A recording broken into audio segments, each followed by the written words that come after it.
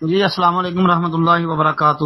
محترم بھائی نے یہ پوسٹ بھیجا زیادہ عقل مند عبداللہ بن عمر رضی اللہ عنہ کے حوالے سے۔ اس میں ایک روایت کی، ایک انصاری صحابی نبی علیہ الصلوۃ والسلام کی بارگاہ میں حاضر ہو کر عرض کی ہے، اللہ کے نبی، لوگوں میں سب سے زیادہ عقل مند اور پختہ ارادے والا کون ہے؟ نبی کریم نے ارشاد فرمایا، وہ شخص جو سب سے زیادہ موت کو یاد کرتا ہے اور موت آنے سے پہلے موت کی تیاری کرنے کے معاملے میں سب سے زیادہ سخت ہے، یہی لوگ سب سے زیادہ عقل مند ہیں، کیونکہ وہ دنیا کا شرف اور آخرت کی سعادت پا گئے۔ اچھا جی محترم بھائی، یہ جو ہے نا روایت کے متعلق کہتے ہیں تحقیق کر دیں، محترم اس روایت میں اختلاف ہے۔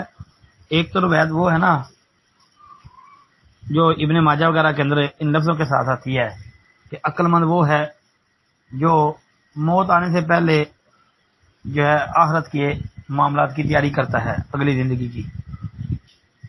اس میں تو ضعیف راوی ہے ابو بکر بن عبداللہ بن ابی مریم۔ باقی جو یہ والی روایت ہے اس میں بھی ذوف موجود ہے، اور اس کے ساتھ ساتھ شیخ البانی رحمۃ اللہ علیہ نے بھی سیاح کے اندر اگرچہ اس کو لکھا ہے لیکن اس پر بحث کی ہے جی، اس کے اوپر کلام بھی کیا ہے، اور پھر یہ بھی کہا ہے کہ اس کا شروع والا جملہ صحیح ہے۔ بہرحال اس میں یہ جو بات ہے نا کہ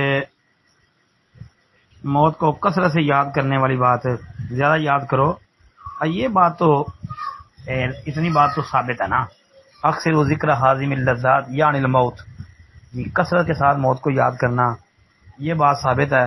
باقی جو روایت ہے اس میں نظر ہے۔ السلام علیکم ورحمۃ اللہ وبرکاتہ۔